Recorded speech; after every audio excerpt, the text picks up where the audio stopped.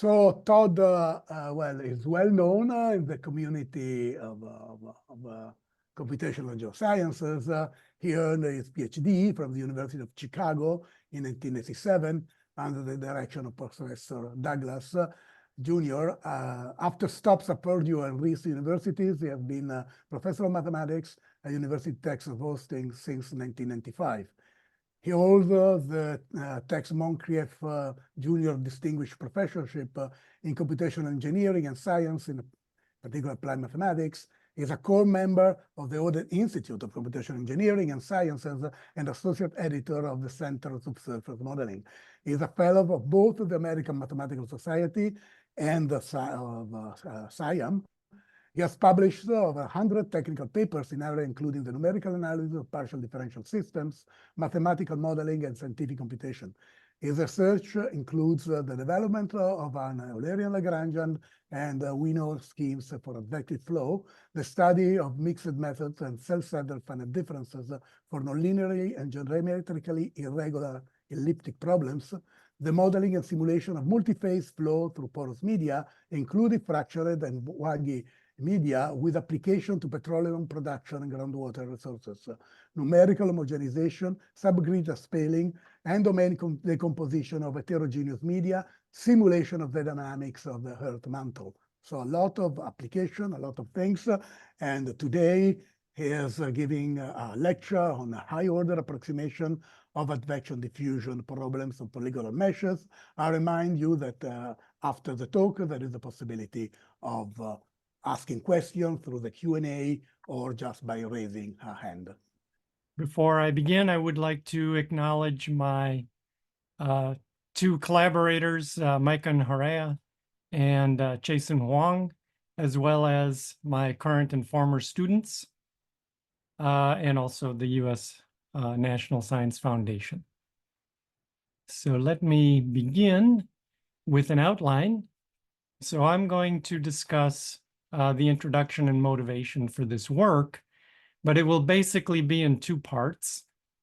The part two of the talk will be on conforming finite element approximations, and part three of the talk will be on discontinuous finite volume WENO approximations. So what I want to do in part two is extend the theory of serendipity and mixed finite elements on rectangles to polygons.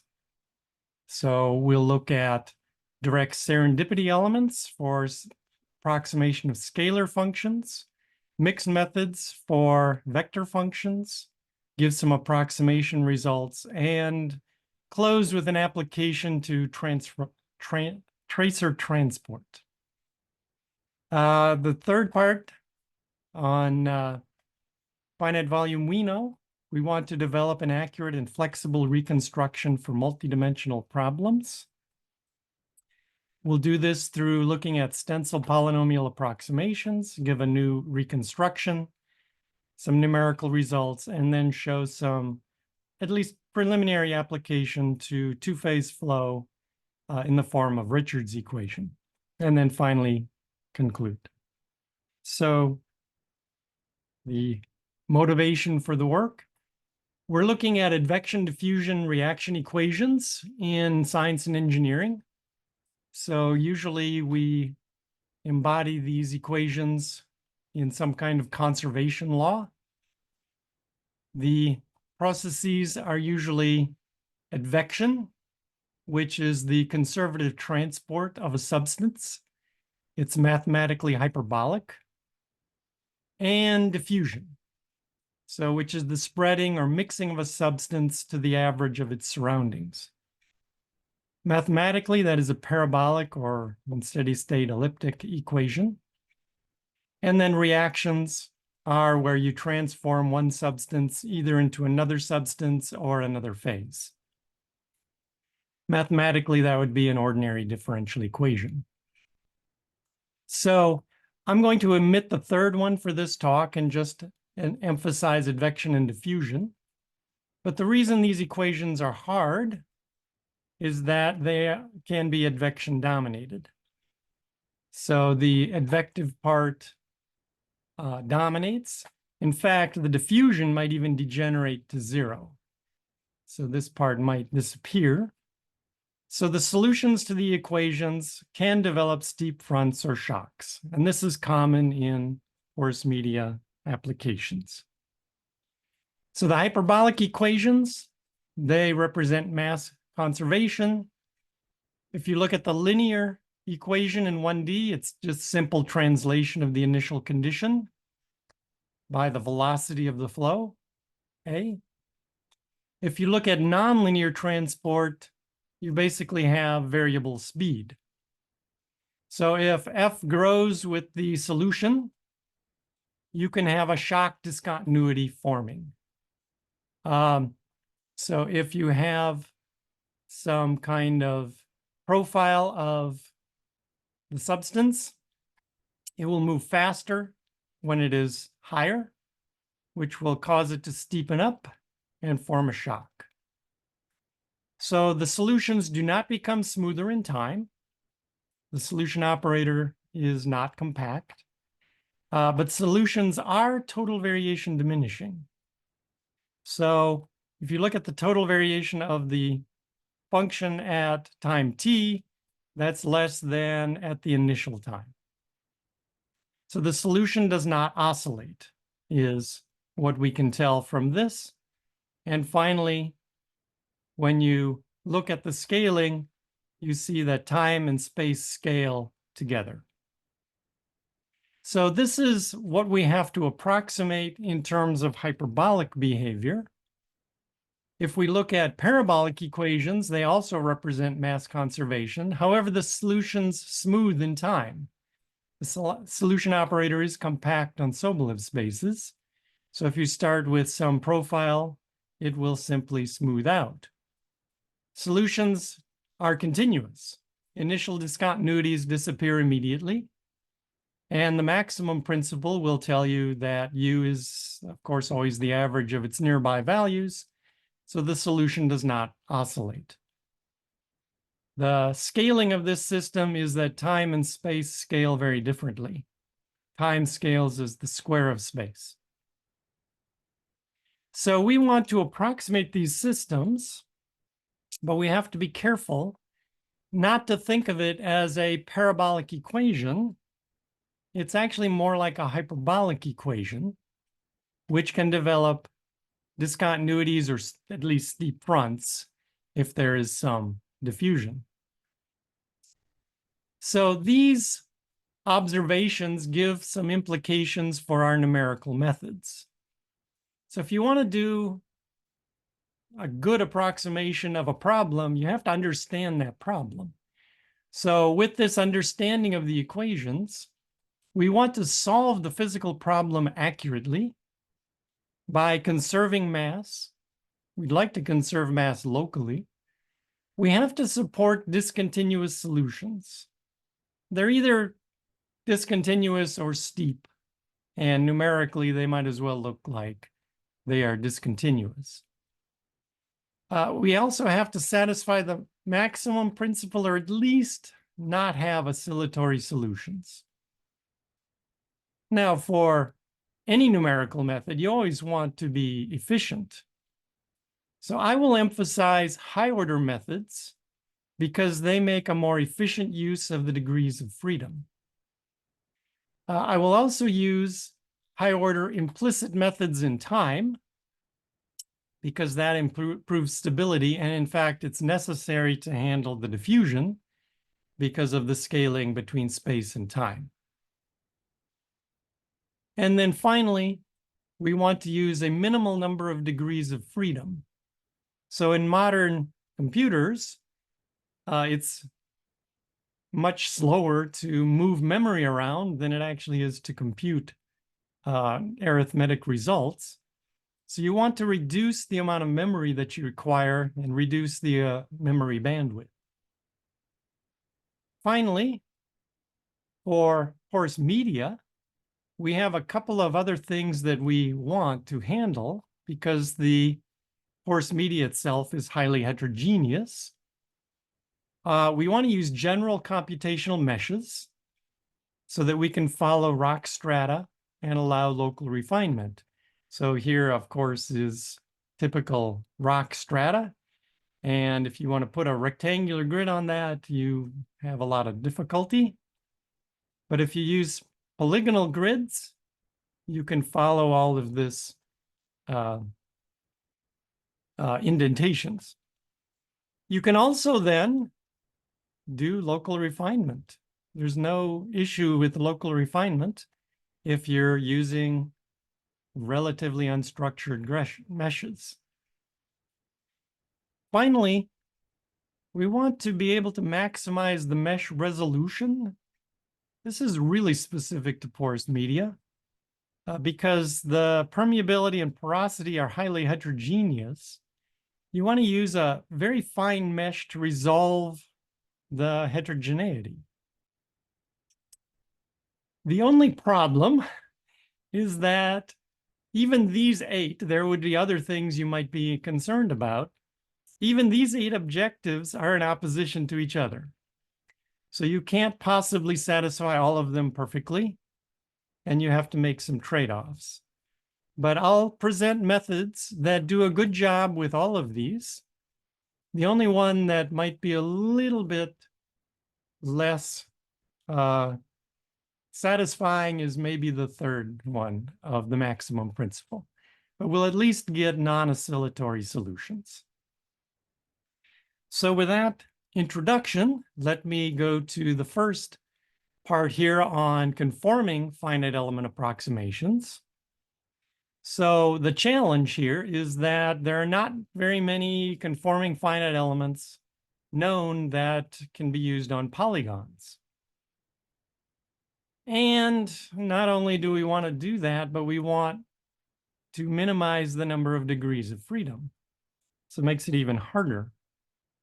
So we've developed some, and we're going to do it by generalizing what's known about rectangles. So on rectangles, we do have minimal degree of freedom finite elements. They happen to be related to each other by the de Rham complex given here. The H1 space on an element, rectangle, is approximated by the serendipity finite elements. The serendipity elements, here's an example of the third order serendipity element. They contain polynomials of degree 3, and so they are fourth order accurate.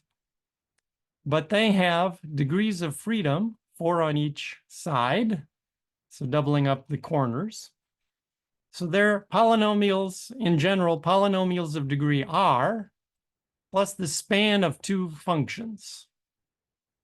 So they're H1 conforming, they will match their neighbor, and they approximate scalars to order h to the r plus 1.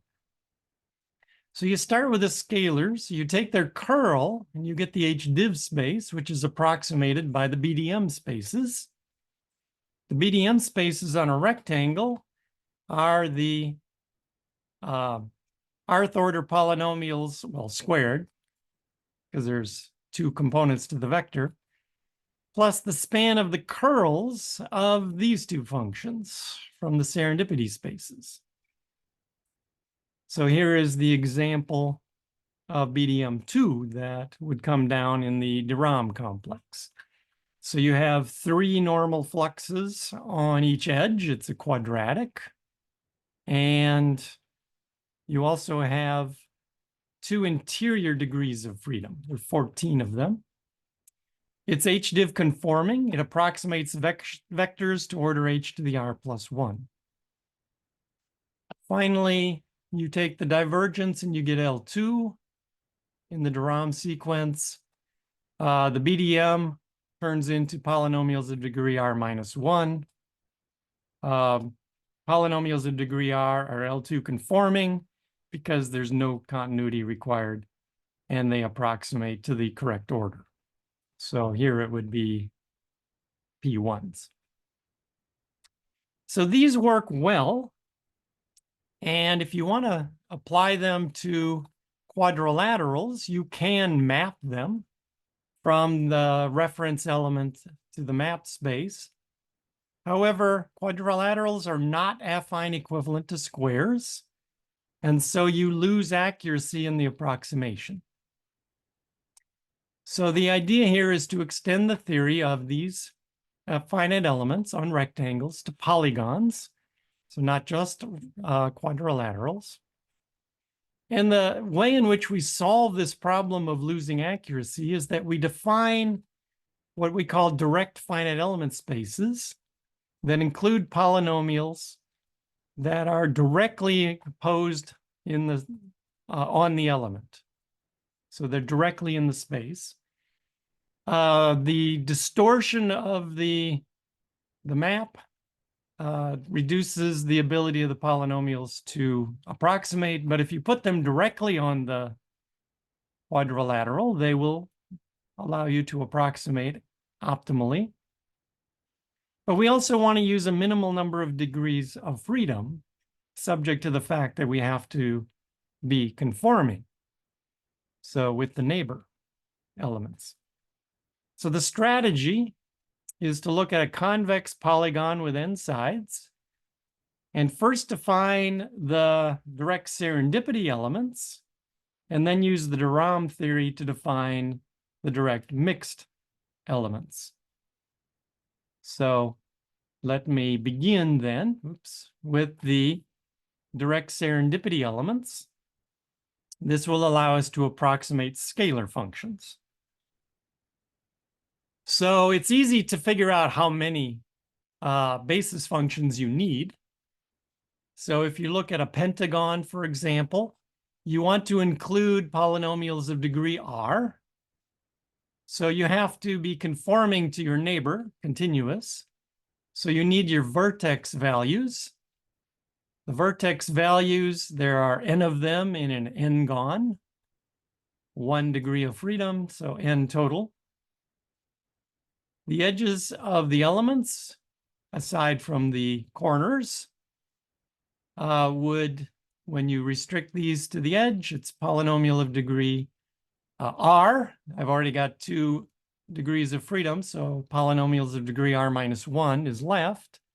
So n of them, that degree, that's n times r minus 1 degrees of freedom. And there are bubble functions. If you multiply by the functions that are 0 on all the edges, the linear functions, that leaves a polynomial of degree r minus n. And so that one guy has this degree. So you need this many degrees of freedom. Of course, you only have the interior guys if n is at least n minus 2.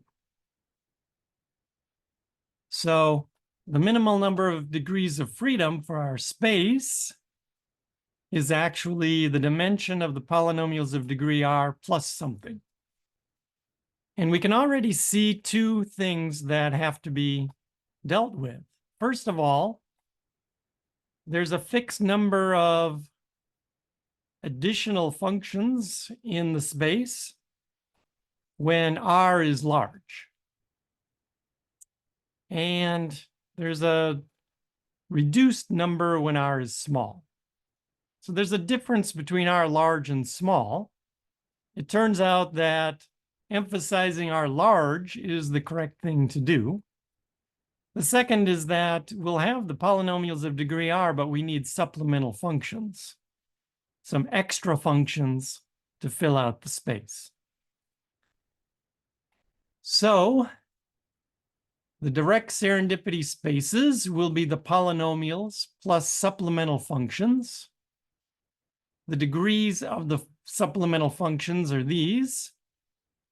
And when you look at r large, you notice that this number is actually the number of non-adjacent edges in the n-gon without overcounting them. So the supplemental basis functions should arise from looking at non-adjacent pairs of edges. And then when r is small, we have something very counterintuitive. This case is harder. than the large R case. And what it says is that we cannot build the higher order spaces from the low order spaces. This is the mistake people use and why they tend to fail to develop these spaces is they want to start from R equals 1, which are barycentric coordinates, and yet you can't really build them up that way. So I'll show you how to do this by looking at the large R case and then getting to the small R case. So to do this, I need a few functions to be defined. It's just notation. So if this is my polynomial of my pentagon on an edge, what I'm going to do is define a linear function that's 0 on the edge and is positive over the element, negative. So a linear function. So it's actually x minus any point on the edge dotted into the normal. So it gives you the distance. It's proportional to the distance of a point to the edge. So this guy is not a barycentric coordinate, although I use the same notation. The other thing that we need is for non-adjacent edges, we need a polynomial or a lambda function, which is defined with a 0 line that joins the two. So this lambda is 0 here and can be positive or negative. It doesn't matter which order it goes. So those simple linear functions, you could join the midpoints for the second type. We also need some special functions that I tend to call rational functions. They're nonlinear. For non-adjacent edges, it has to be -1 on one edge and 1 on the other edge. And I don't care what it is on the other edges or what it is interior. So one way to do this is to define the rational function in terms of the lambdas. So on EI, lambda I is 0, so this is -1, because lambda j is not 0, it's positive. And similarly, 1 on that side. This tends to be hard to integrate, so it's actually probably better to use piecewise continuous functions, and then you can break up the pentagon into triangles. It has to be, say, on this edge, 1. So 1 at these vertices, 0 here, and then -1 at these vertices. You can put in a unique linear function in there. You could also do it this way if you want to be more symmetric. So these rational functions and these linear functions will be combined to give our finite element. And here it is. It is the polynomials of degree R plus the supplemental functions, which are these phi j functions, I and j non-adjacent, and they're given here. So the idea is that if I look at, say, these two, the 1 and 3, I would first take the product of the lambda functions that excludes those edges. So that's going to give me zeros on these sides and non-zero on the two edges.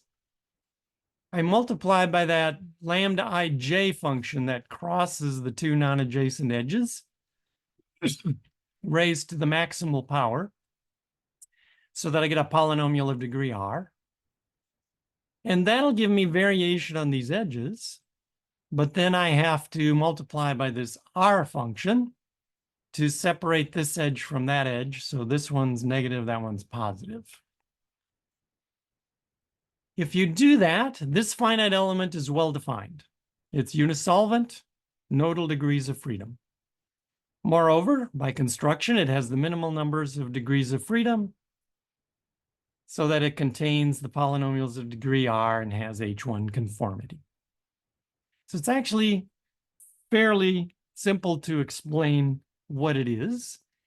If you want to look at what they look like, I'm using the rational R function here, so it's quite smooth.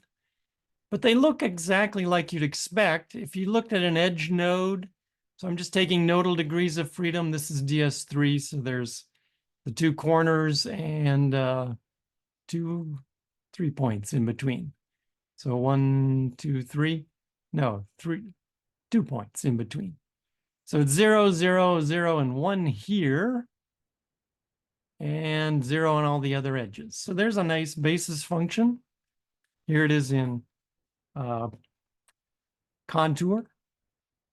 At a vertex, 1 here, and 0 around at these points. It moves a little, but gives you a nice, reasonable function. If you look at the small r case, the reason it's difficult to define these guys is the lack of symmetry. So for example, a pentagon, you need 2 supplemental functions. There's no twofold symmetry in this pentagon. R equals 4, there's no fourfold symmetry. What you should do is take the space inside of the serendipity space we just defined, the lowest order one, n minus 2, by simply taking the functions that, when restricted to the edges, are the lower order polynomial that you want. This finite element is well defined, and in fact has the same structure. It is polynomials of degree r plus some simple elemental functions. So that's how we can do this. These guys look like barycentric coordinates. So this is a pentagon. And unfortunately, I have too much being shown, but you can see it's 1 at an edge, at a corner, and 0 on all the other faces, and looks like you would expect it to look. So once that's defined, we can then get the spaces for the mixed elements. The de Rham complex of interest is this one. So if you're not familiar with this, the curl operator is the scalar curl operator, which is kind of the rotation of the gradient. And in a de Rham complex, the image of one map is the kernel of the next. So what you actually have in this de Rham complex is the real numbers being included in this H1 space. It's completed by H1 mod R. The curl, its kernel is R. So you only really see this part as you move forward, and you need some space which will fill out HDiv, that space. The div of the curl, I guess I got that backwards. The div of the curl is 0. So it's only this part that will map to div G. That has to be L2. So what you have to do is figure out what space goes here.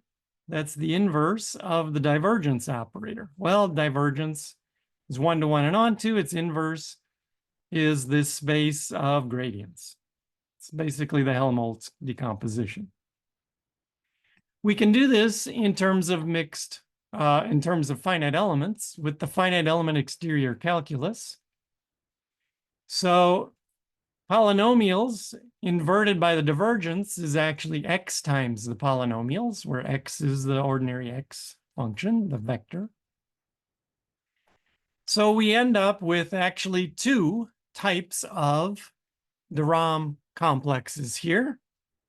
One is where you use polynomials of degree r minus 1 here. They give you the reduced HDiv approximating direct finite elements. So the finite elements then are simply the curls of the serendipity space plus the inverse of the divergence, which you can manipulate into full polynomials plus the supplemental space, which is the curl of the space I just defined for you. The full HDiv approximating, so these guys look like BDM spaces, basically. The Ravier-Thoma spaces are the full H-div approximating spaces where S is R. And when you bring it back, you get the full XPR, which ends up in your space as the homogeneous polynomials times X. So, but that gives you slightly better approximation of the divergence. So you can use either one, impose a standard set of degrees of freedom. The finite element is well defined, and it has the minimal number of degrees of freedom to have the polynomials, to be conforming in H-div, and to have the right divergence. These guys approximate well.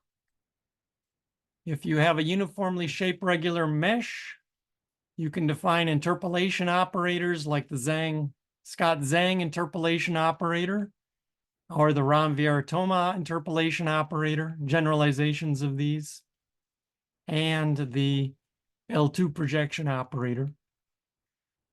The direct serendipity elements, the best approximation is bounded by that interpolation operator, which is accurate. For a vector and a scalar problem, when you have velocity and pressure, say, you have approximation to the optimal order, the divergence, and the pressure, of course. Moreover, you satisfy the in-soup condition between these two spaces.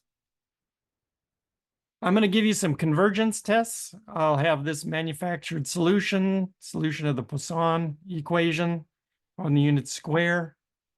If you take quadrilateral meshes, you can look at L2 errors of the serendipity spaces. The first set is actually the mapped tensor product polynomials. They do a good job. That's well known. In 2D, 3D is a little more delicate, but they're very large. The order of number of degrees of freedom is R squared. If you take the serendipity and map them, you have half the number of degrees of freedom, but you don't have optimal order of convergence. And if you take the direct serendipity elements that we've just defined, you gain in degrees of freedom, but recover the optimal convergence rates.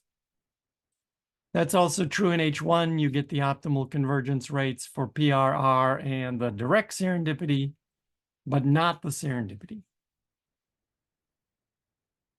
If you look at a polygonal mesh, these are mostly hexagons, some quadrilaterals and pentagons.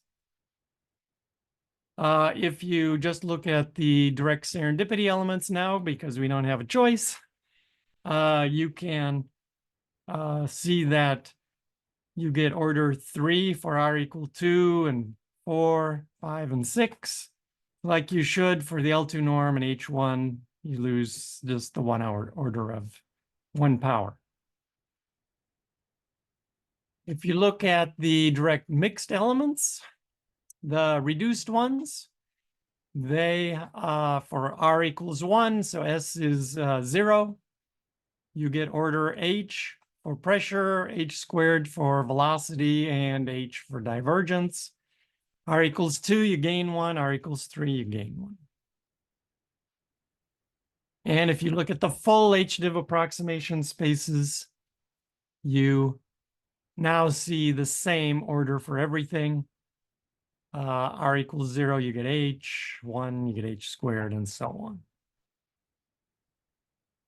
If you look at meshes that are primarily triangles, squares, or hexagons, even randomly perturbed, you see something quite interesting if you look at the error versus the number of degrees of freedom. The triangles are here, measured in L2, here is H1. The squares and quadrilaterals are here, and the hexagons are down here. So as you get more and more sides to your elements, you have greater accuracy. So this is one reason why you might want to use polygonal meshes. They're actually more accurate. Here is the application I promised for tracer transport. I'm going to use direct mixed elements, the V11 space, to solve the flow problem. And I'm going to use the direct serendipity elements to solve the transport problem, but I'm going to use it in the enriched Galerkin formulation. That is, you use piecewise discontinuous constants as a DG method, but enriched with DS2. And we use some entropy stability to make sure we don't oscillate. So here's the mesh. Well, that's a coarse mesh, but the coarse mesh. Here's the pressure solution, very nice. The velocity solution, very nice and smooth. We're able to go around the center hole very nicely. And here is the tracer transport coming in from the left. And we come in and we are not able to go through this barrier. So we have to go around it. And it's all very clean and there's no oscillation. So that's the finite elements. The only problem with conforming finite elements is that they aren't able to handle a shock or steep front as well as a discontinuous approximation. So let's look at some discontinuous finite volume approximations. And let me just point out that discontinuous Galerkin methods place a lot of degrees of freedom inside each mesh element to understand the behavior on the boundary. So the behavior on the boundary is what's critical because it controls how you have material flow from one element to the next. Say you put a couple of degrees of freedom in this element to get a linear and a couple in there, and you can understand what's going on. But finite volume is very different. It's just places 1 degree of freedom in each mesh element. And instead of looking at just the boundary here, which would be discontinuous, it says, let's look at neighboring elements and reconstruct the solution to understand what's happening there, this red line here. So we use 1 degree of freedom in any space dimension for any degree of approximation. We maximize the mesh resolution, and the mesh really needs no special properties. If we use WENO techniques, they're essentially non-oscillatory. So I'll look at some practical issues that reduce the popularity of finite volume methods, at least compared to discontinuous Galerkin methods for solving these problems. So what we're always trying to do is avoid the Gibbs phenomenon. The Gibbs phenomenon relates to Fourier series, but it's true of any type of approximation. To handle a steep front, you always have to go up before you come down. So this is a degree 5 polynomial and a degree 11 polynomial. You're always going to have overshoot and undershoot. We don't want to do that, so we should never cross a shock when we do polynomial approximation. So here is the equation. If we look at the local average of the function over the element, integrate the equation, apply the divergence theorem, we have to handle the flux on the edges of the elements. Because we could have a discontinuous solution, we have to use a numerical flux function. It will stabilize the computation by adding numerical diffusion and allow us to handle the discontinuities. We use the Lax-Friedrichs numerical flux, which takes the average of the value at the left and right point on the interface, plus adding some diffusion. If you're consistent, if you are continuous, you have consistency. So the alpha here is the maximum wave speed of the hyperbolic part. So here is the equation. We can handle time integration through Runge-Kutta time integrator, implicit or explicit. The spatial, however, we want to reconstruct. So all we know are the element averages. So we have to reconstruct these plus minus values and this normal derivative, diffusive derivative, and also handle the source term. So we'll combine these polynomials defined on stencils of mesh elements using a WENO technique to evaluate these things. So the problem with stencil polynomial approximations is that they are not very well understood, it seems, in the literature, because it's hard to guarantee good accuracy. So let me explain why. So you select a stencil like these elements here. You set up your polynomial. You match the averages of the function to the polynomial. So that reconstructs the polynomial. It usually has to be done by least squares fitting because you don't have a match between the polynomial number of coefficients and the number of stencil elements. But that's fine.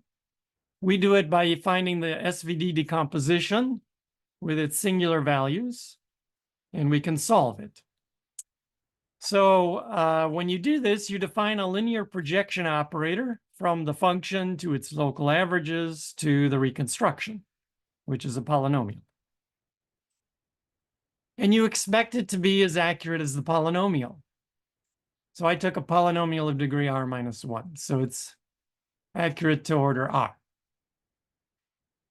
The Bramble-Hilbert lemma tells you that it is accurate as long as pi preserves polynomials, which it does, and is a bounded operator. The problem is it's not a bounded operator unless you're able to control the condition number of this matrix. So that condition number is the ratio of the singular values. If it's too large, you should reject the stencil. So how should we proceed? We can add elements to the stencil, but this is not very practical in 2 and 3 dimensions because we don't know what to add. We don't know if adding them will make it good. And we don't want a bigger stencil because it will more likely cross a shock. The right way to do this is to decrease the degree of the polynomial. So we find the best polynomial approximation for the given stencil. So here are some bad stencils. Cross-hatched mesh of 6 elements. This gives you singular problem to solve. Same thing with a 2x3 mesh. What's really weird is this is a good stencil. This guy has a very small perturbation of that point, and it's enough to give you good approximation.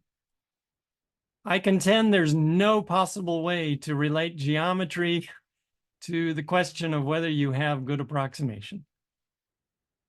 Maybe I'm wrong, but the algebraic criterion that I gave you here works and gives you a good handle on whether you've got the geometry controlled. So here's a badly conditioned stencil of 15 elements.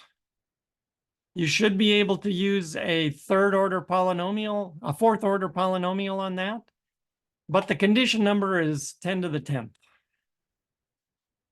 If you reduce to 3rd order polynomials, the condition number is only 412. So you see it when trying to reconstruct a function like this. The 4th order polynomials, well, yes, they give you 5th order convergence, but the errors are horrible because they're multiplied by 10 to the 10. Whereas our 3rd degree polynomials, 4th order only, but they have good accuracy. So it's very important to have good stencil polynomials, and here's a criterion for us to do it. We need to be able to reliably detect a shock or steep front. This is done with this classic smoothness indicator. It is designed so that when you have something smooth, you're order h squared, and when you have a jump discontinuity, you're order 1. So you're able to tell the difference, at least asymptotically. I will use that in our reconstruction. Remember, we don't want to cross a shock. So we'll use many polynomials such as these. And if my shock was there, I have at least two that don't cross the shock. And so I should be able to get a good approximation, at least on, one side of the domain. So what we'll do is we'll take our stencil polynomials, we'll combine them, take a weighted average. If we just take a simple linear weighted average, we won't do a good job because we'll be crossing shocks. No, we have to measure the smoothness and then bias away from stencil polynomials that cross shocks. So change this to a non-linearly weighted average. Current techniques require polynomials of 2 degrees or stencils arranged hierarchically and don't allow constant polynomials. Both of those are problems for multiple dimensions. We need to be able to use any set of stencils and polynomials. So to do that, you can do it this way. You can scale the linear weights by the power of the polynomial and renormalize. So you use the smoothness indicator plus something so it doesn't, in case it's 0, this is 0. And then scale it appropriately, renormalize, and that's your reconstruction.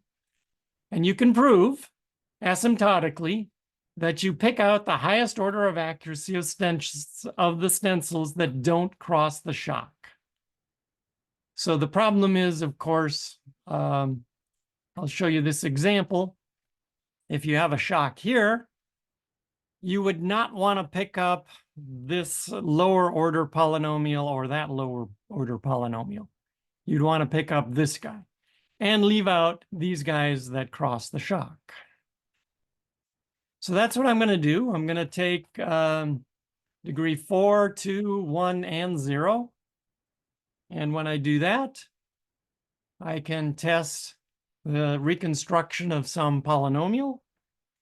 And what I get, if I put in various shocks into the solution, a jump, when I only have the center guy, I should see order 1. When I don't cross a linear guy, I should see order 2, and so on.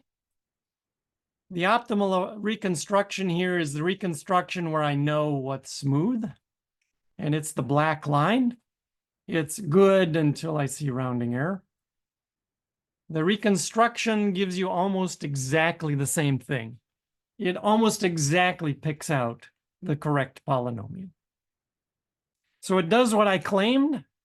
It allows us to reconstruct the point values. We can use it to reconstruct the normal derivative, but let me skip that because I'm running short of time and go to the numerical results. Let me look at a 50 by 50 grid of mostly quadrilaterals, but some triangles. We're going to use polynomials of degree 5, but sometimes they drop to 4.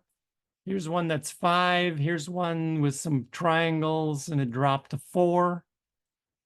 The small polynomials are degree 2, so they allow me not to cross shocks when there's a shock. We have a very fine mesh, but remember, these are finite volume methods.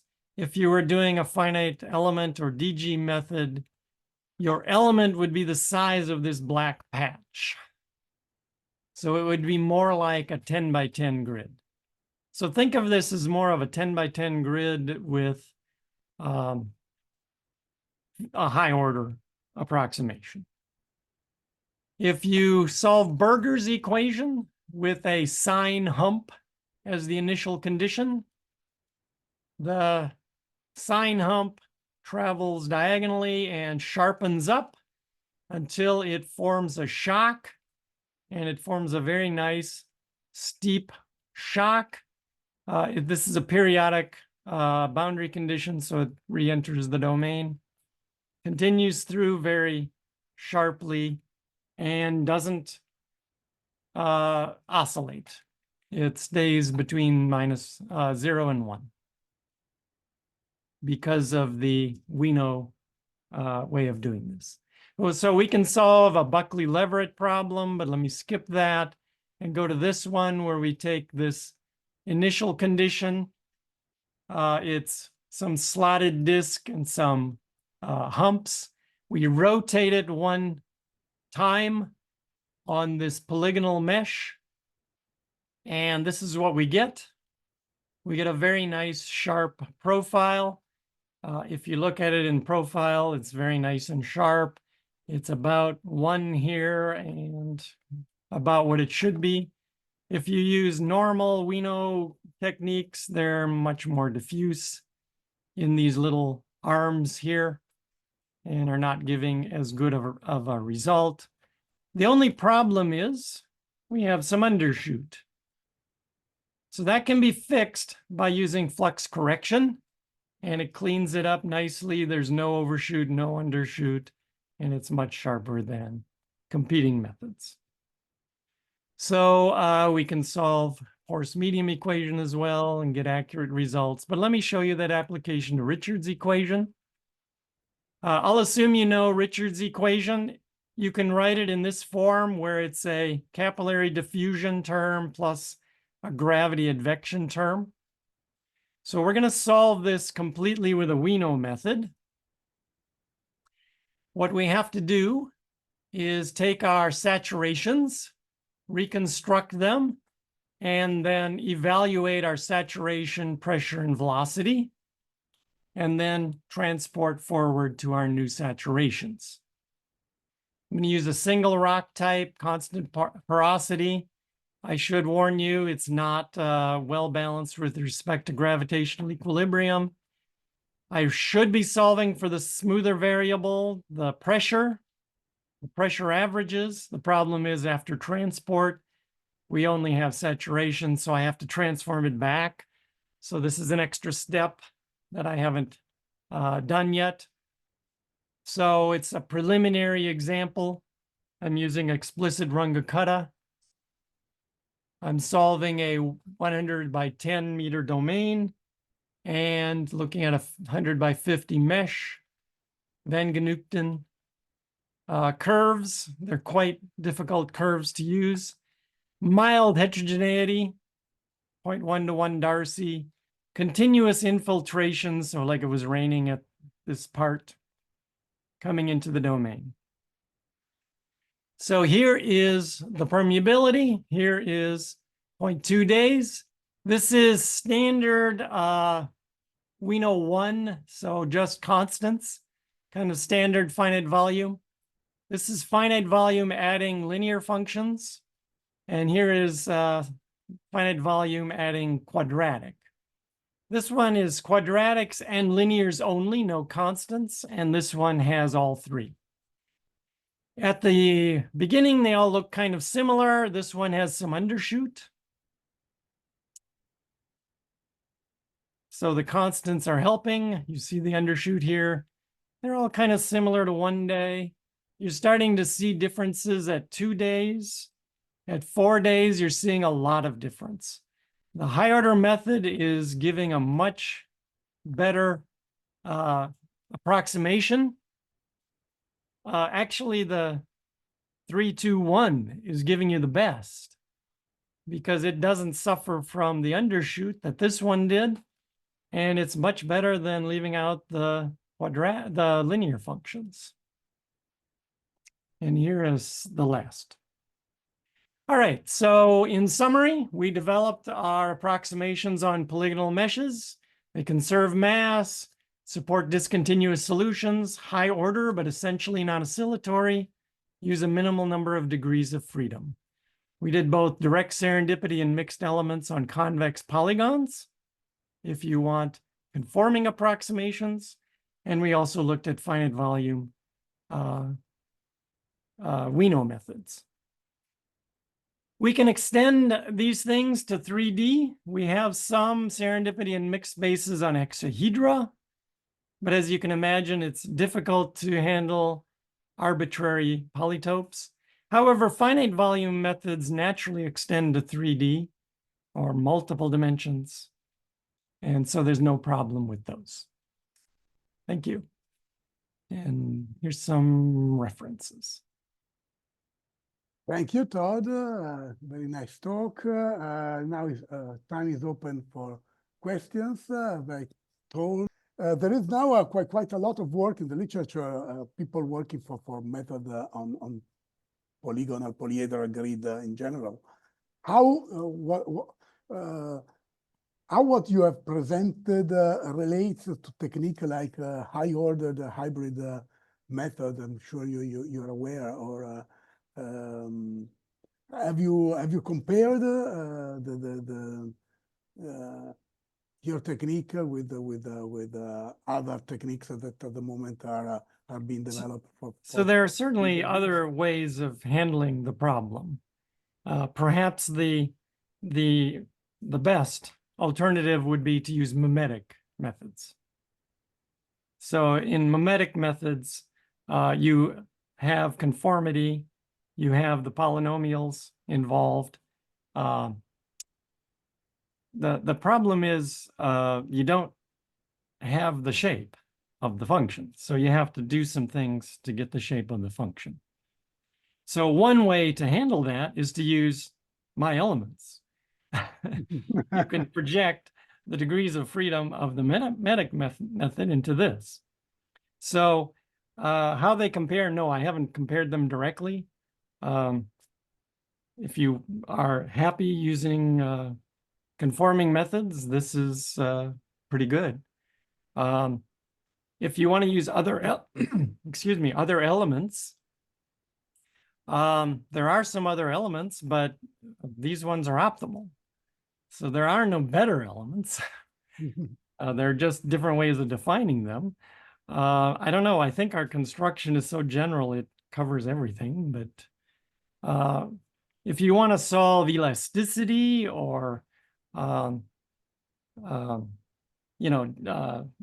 problems, geomechanics, you have to use other elements because you need other properties. So we only talked about HDiv and serendipity elements. So so give an answer to your question, perhaps? Yeah, thank you. No, another question concerns the second part, because the results are quite interesting.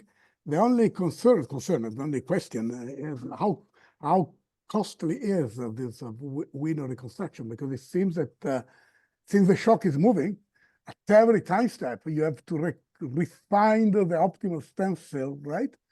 So it's suppose it's quite expensive. No, actually, it's not. No? If you use a fixed mesh, you can do most of the linear algebra before you start your time loop. Okay. So it's actually very efficient to take your current solution averages and reconstruct all the polynomials. Now, if you do change the mesh locally, well, you'll have to redo that locally, but only locally. So the code that I have, works in 2D and it's quite efficient. So you can pre-compute stuff, because I imagine, maybe I have not understood. Since the shock is moving, no, maybe the optimal stencil changes, right, from time to time. Yes, all you have to do is give your local polynomial approximations. Okay.